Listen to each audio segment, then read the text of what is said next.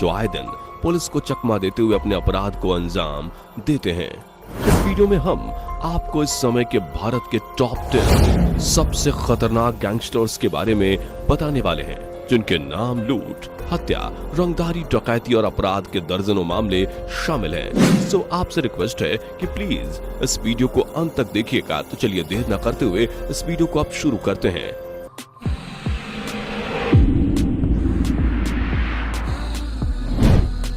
Number 10, Billu सांडा।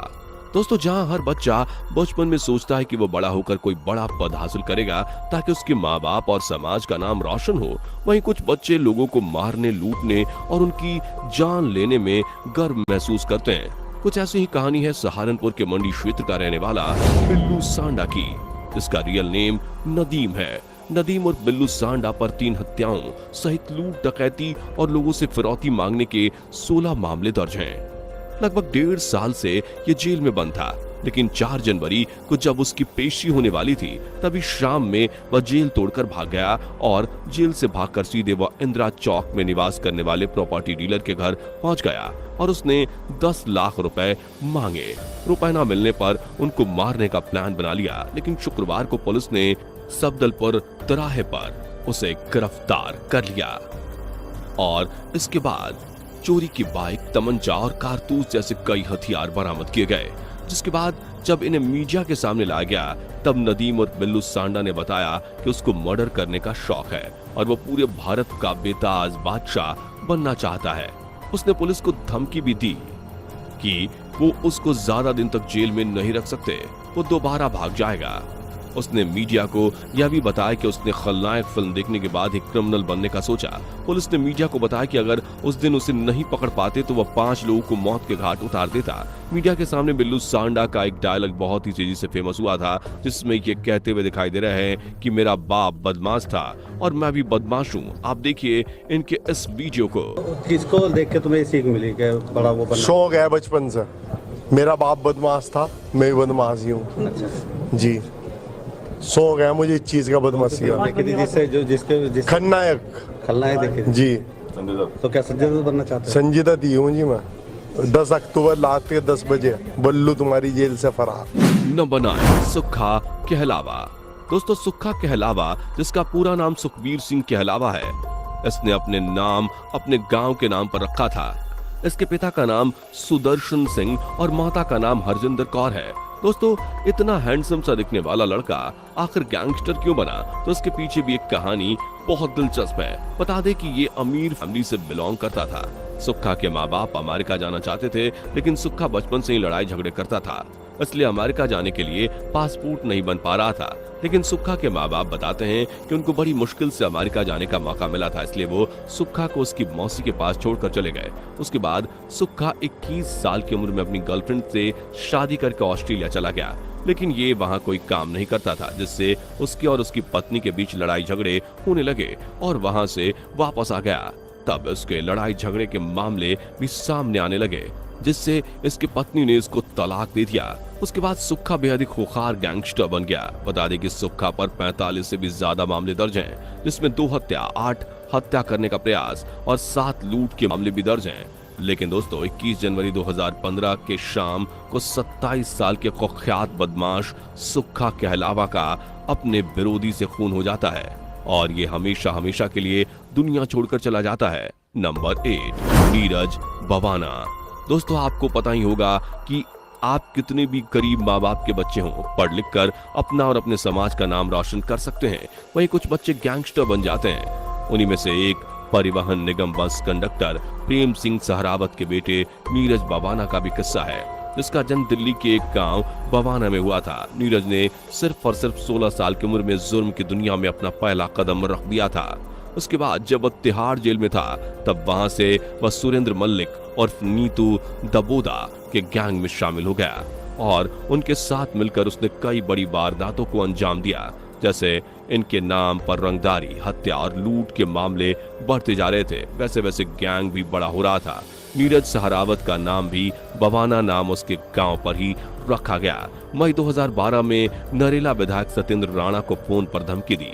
Phone करने वाले ने अपना नाम नीरज बवाना बताया और उसने 40 लाख रुपए की मांग की। इसकी शिकायत दर्ज होने के बाद नीरज बवाना को गिरफ्तार कर लिया गया। साल 2014 में उसने अपने करीबी दोस्त सोनू पंडित की हत्या में शामिल संदीप टेसर की हत्या कर दी। उसके बाद नीरज बवाना का खौफ पूरे दिल्ली के साथ उसके सटे कई शहरों में फैलने लगा। आज नीरज बवाना पूरे दिल्ली का सबसे बड़ा डॉन है, लेकिन वो इस समय दिल्ली के तिहाड़ जेल में कैद है।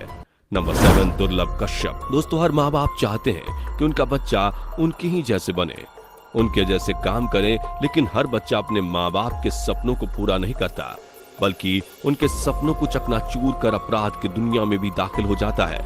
कुछ ऐसी ही कहानी है कुख्यात गैंगस्टर दुर्लभ कश्यप की, जिसके पिता एक शिक्षक थे जो कितने ही बच्चों को एक सही रास्ता दिखाते थे, लेकिन उनके बेटे को यही सही रास्ता मंजूर नहीं था। वो शिक्षक नहीं बल्कि गैंगस्टर बनना चाहता था।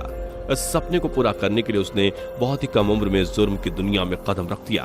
दुर्लभ कश्यप ने अपने गैंग फेसबुक पर ही शुरू किया था, जिससे बहुत से नौजवान लड़के जुड़ते गए। उसने अपने दोस्तों से मिलकर कई वारदातों को अंजाम दिया, लेकिन एक बार वह पुलिस के हाथों लग गया और उसे जेल हो गई। लेकिन वह जेल से ही अपने गैंग को चलाया करता था। जेल से छूटने के बाद वह अपने घर आया और घर जाने के कुछ ही दिन बाद दुर्लभ अपने दोस्त के साथ 11 बजे चाय की दुकान पर गया। जैसे ही वह दुकान पर गया, वैसे ही दूसरे गैंग के लोगों ने उस पर चाकू से वार कर दिया।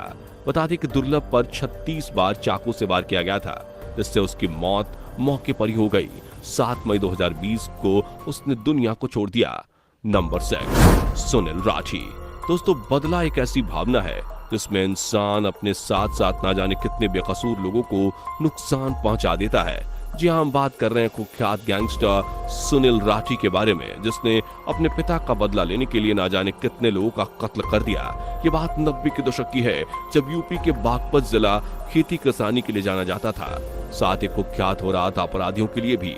और इसी बीच सुनील राठी के पिता नरेश राठी टिकरी के चेयरमैन बन गए।